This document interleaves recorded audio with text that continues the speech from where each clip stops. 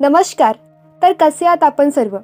मी तेजस्विनी टारपे कथा साहित्य या सिरीजमध्ये आपल्या सर्वांचं स्वागत करते. ही कथा मैत्रीपूर्ण भाव, स्व अस्तित्वाचा शोध आणि मग त्यातून शोधलेला मार्ग, त्याचबरोबर ध्येयापर्यंतची वाटचाल यावर आधारलेली आहे. या कथेचं नाव आहे नदीची नियती की नदीचे भाग्य.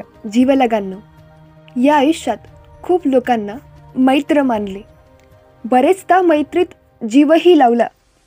परंतु मला जाणीवेचा प्रश्न पडला की संपूर्ण जीव लावूनही आपल्यासाठी गडत असलेल्या मैत्रीचा ओलावा समोरच्या व्यक्तीसाठी कोरडाच होता का? आपण सारखं आपुलकीच्या ओलाव्यात नदीसारखं वाहत होतो ना, पण समोरची व्यक्ती रेगिस्तानच्या वाळवंटासारखी तहानलेली होती. पण मात्र कशासाठी तहानलेली आहे तेच मात्र नेमकं कळत नव्हतं बरं. तेव्हा आपण नदीसारखं वाहत वाहत अलगतच त्या व्यक्तीच्या रेगिस्तानी तहानलेल्या मनात शिरून पाहिलं. नदीचं मन म्हणून कर्तव्य पार पाडलं, इतरांपर्यंत पोहोचण्याचं.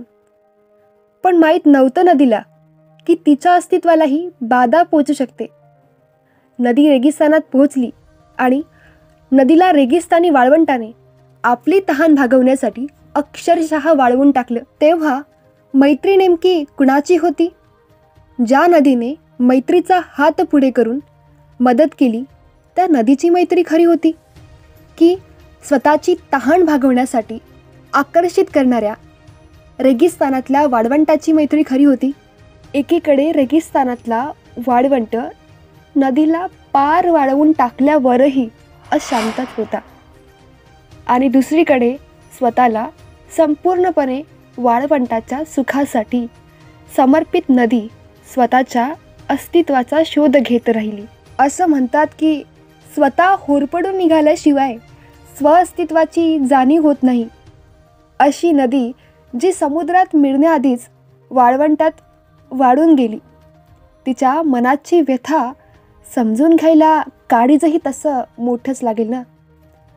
परंतु अस्तित्वाच्या लढाईत शेवटपर्यंत नदी हार मानत नाही. यावर कवी सुरेश भट म्हणतात की विजले जरी आज मी हा माझा अंत नाही, विजले जरी आज मी हा माझा अंत नाही, पेटेन पुन्हा नव्याने हे सामर्थ्य नाशवंत नाही, पेटेन पुन्हा नव्याने हे सामर्थ्य नाशवंत नाही. त्याचप्रमाणे नदी वाफेच्या रूपानं जन्म दिलेल्या डोंगराच्या मायेसाठी तरंगत जाते आणि सोबत घेऊन येते पावसाळा. मग नदी पावसाची धारा होऊन नियतीप्रमाणे अडभाग्याप्रमाणे समुद्राला येऊन मिळते.